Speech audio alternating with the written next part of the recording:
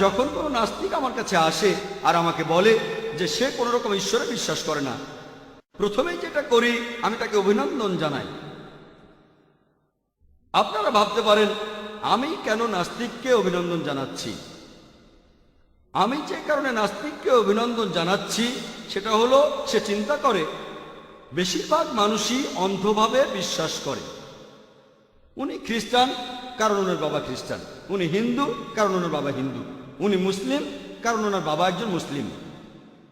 এই নাস্তিক সে চিন্তা করেছে অবশ্যই তার একটা ধর্মীয় পরিচয় আছে, কিন্তু সে তা মানে না যে ঈশ্বরকে তার বাবা মা উপাসনা করে সে তেমন ঈশ্বরকে মানে না।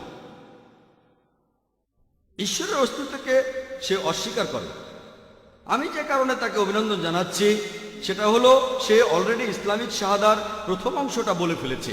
ইসলামিক ধর্মবিশ্বাসের প্রথম কথার প্রথম অংশটা সে বলে ফেলেছে, লা ইলাহা, কোনো উপাস্য নেই। আমাকে যেটা করতে হবে প্রমাণ করতে হবে ইল্লাল্লাহ, আল্লাহ ব্যতীত। সেটা আমি করবো ইনশাআল্লাহ। এখানে আমার কাজের অর্ধেকটা হয়ে গেছে।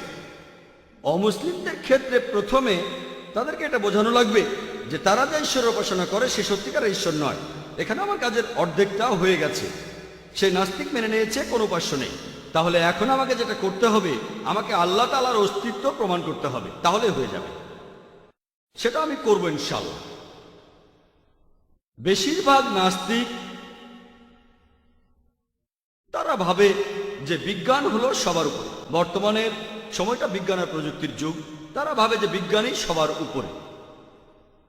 আপনি যদি কোনো নাস্তিককে প্রশ্ন করেন যে ধরেন কোন একটা যন্ত্র, ধরেন একটা মেশিন যেটা পৃথিবীর কোনো মানুষই আগে দেখেনি, যেটার কথা কেউ শোনেও নি, তারপর সেই মেশিনটা যদি সেই নাস্তিকের সামনে আনা হয় এবং তাকে প্রশ্ন করা হয় যে প্রথমে কোন মানুষটা আপনাকে ঠিকভাবে বলতে পারবে এই যন্ত্রটা কিভাবে কাজ করে, এই মেশিনটা কিভাবে কাজ করে,